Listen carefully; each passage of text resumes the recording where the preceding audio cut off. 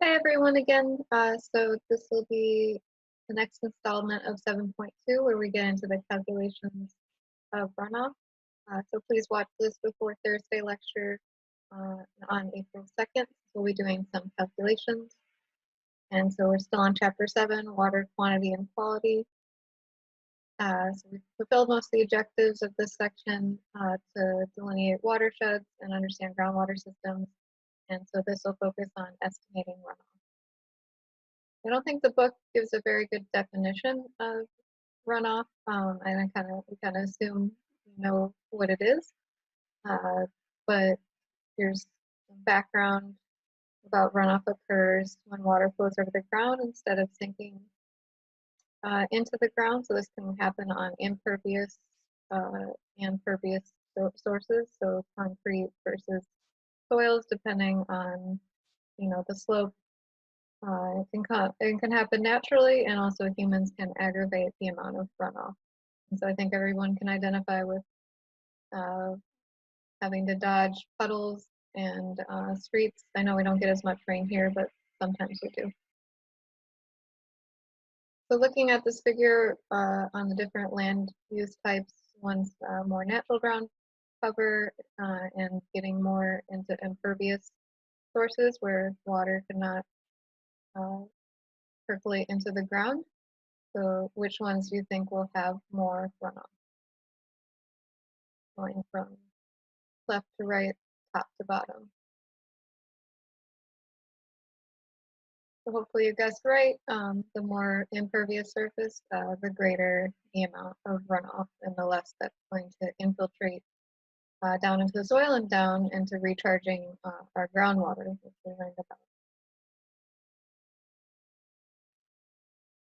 So I'll show you kind of a video. It talks about stormwater management. We'll get into this more in a couple of chapters, but kind of give you a background for the importance of what we're learning and calculating.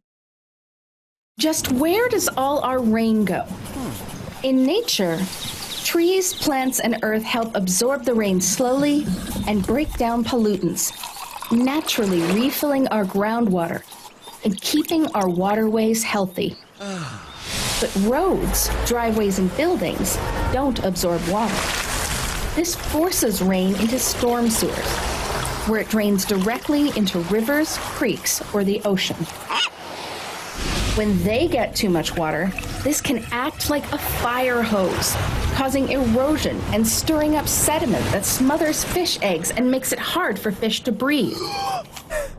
Urban rainwater also picks up pollution, like oil on the road, pesticides, dog poop, and garbage that can wind up in our waters and harm our aquatic life. So what can you do? Create a rain-friendly yard that helps water soak into the ground by adding some extra topsoil. Plant a tree. Build a rain garden. And since nothing gets through regular asphalt, use paving stones or gravel to allow water to drip through driveways and sidewalks. Reduce the pollution that goes into stormwater by disposing of household chemicals at a recycling depot. Use less fertilizer and avoid pesticides. Pick up after your pet and put garbage where it belongs. Wash your car at a commercial car wash where water will be sent to a wastewater treatment plant. The more you do, the less will go down our storm drains and end up in our local waters. And remember, only rain should go down the drain.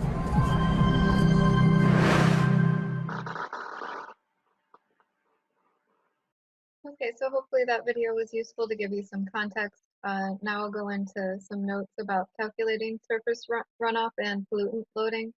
So it's okay to speed this up. I just recorded myself taking notes in case you missed doing that in class, and it helps you retain information more. So this video is a little longer, but feel free to speed it up if you just want to copy down the calcs or watch the video and give me feedback about what you like. Okay, for the next part of 7.2, one of the objectives is to be able to estimate runoff. So this is 7.2.3 estimating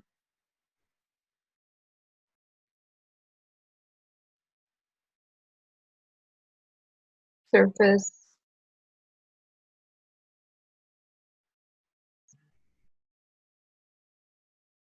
runoff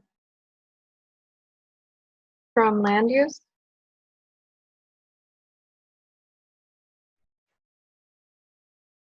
So for this, we use the rational method.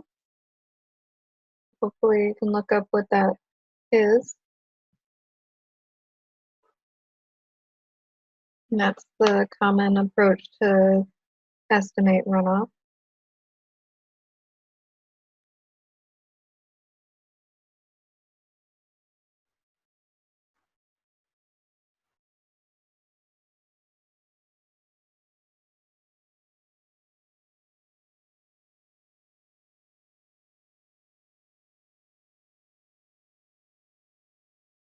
And so for this, we have the equation Q equals the sum of Cj I Aj.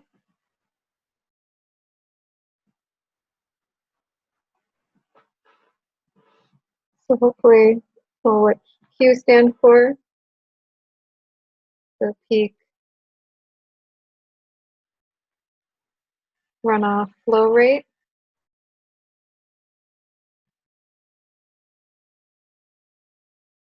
And that's in cubic feet per second in the US. It can be in cubic meters per second.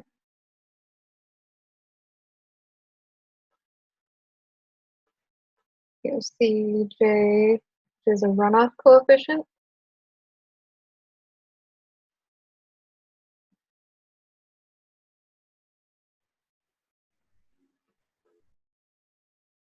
For a particular land use.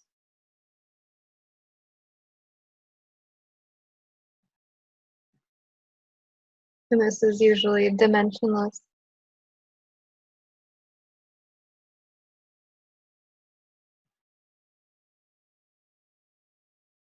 Between 0 and 1. Pi is the rainfall intensity.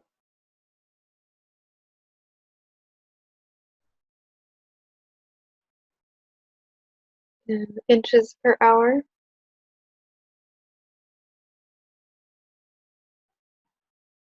And Aj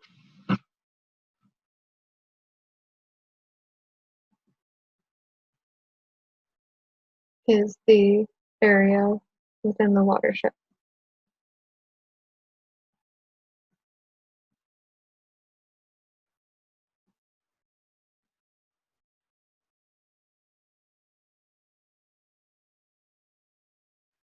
For a particular land use.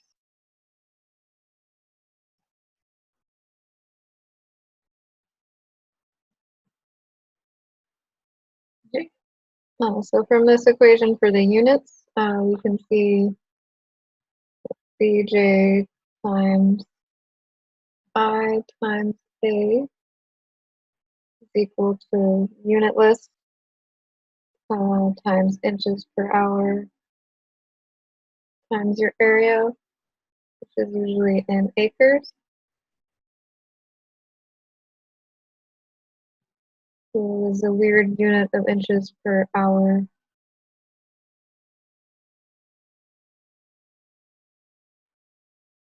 Acre, which is approximately equal to 1 cubic feet per second.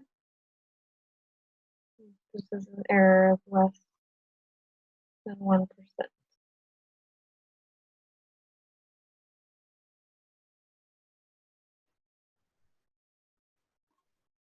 So typical values of C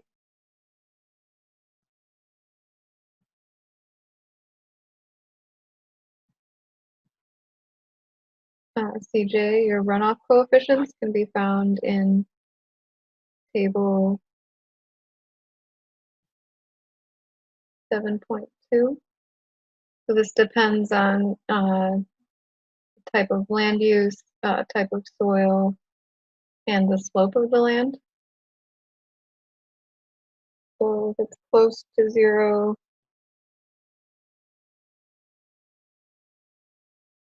and close to 1, which one do you think has more rain infiltrating? So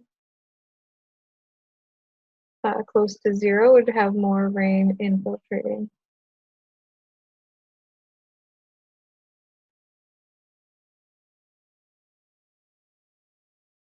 So you have less runoff, you have more rain going into the ground.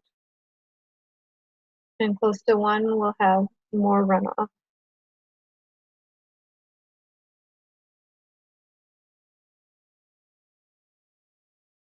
To your local water source or down your storm drain, which usually goes to a water source.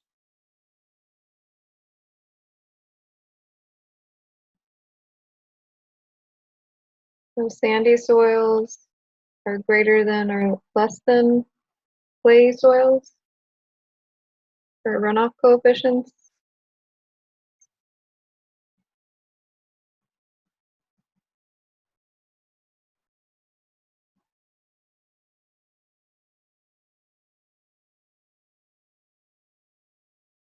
So they're usually less. So you have more infiltration with sandy soils. So it'll be closer, close to 0, more infiltration. And the greater your percent slope, you think you'll have a greater than or less than runoff coefficient. So that's greater since you have more slope, water's running down, usually causing a lot of erosion. So this is table 7.2, giving you the typical runoff coefficients you'll need for the calculations depending on the land slope and sandy or silty soils or clay soils and the type of land use, industrial, commercial, high density, medium, low, and agriculture. So we'll be doing this problem in class, example 7.1. So next we have 7.2.4, which is estimating pollutant loadings in runoff from land use. So in 7.2.3, we're estimating runoff, and associated with that runoff is pollutant loading.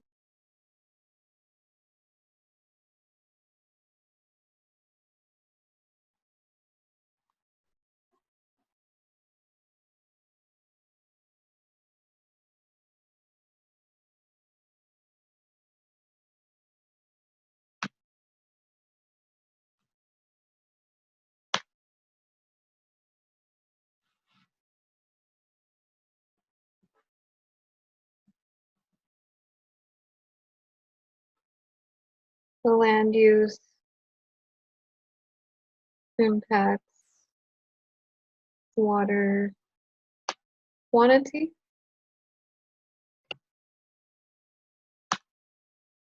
and quality. So that's, this title of the chapter is water quantity and quality.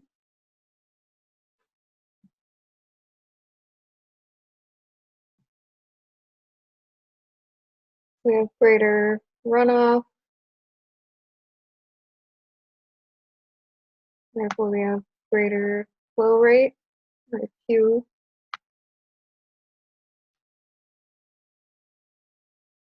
And this will be erosion in the soil.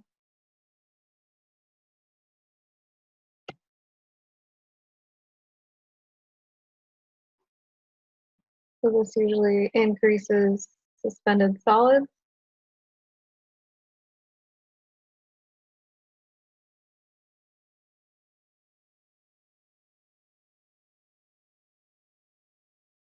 So from before, other chapters, the total suspended solids will be greater. Plus pollutants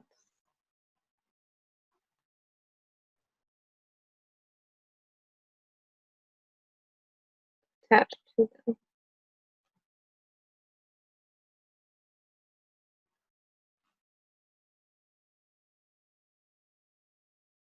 So for this, we'll have an equation L equals the sum of A I times C E I.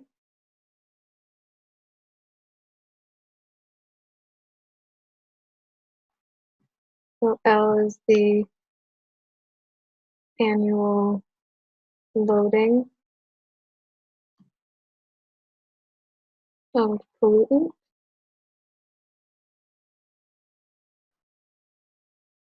And this is in mass per year. And so we have AI again, which is the surface area of land use type I. So you might have to sum, you have areas like a paved area, a soil area, so you'll have to add these together. And CEI, that's a comma, is an export coefficient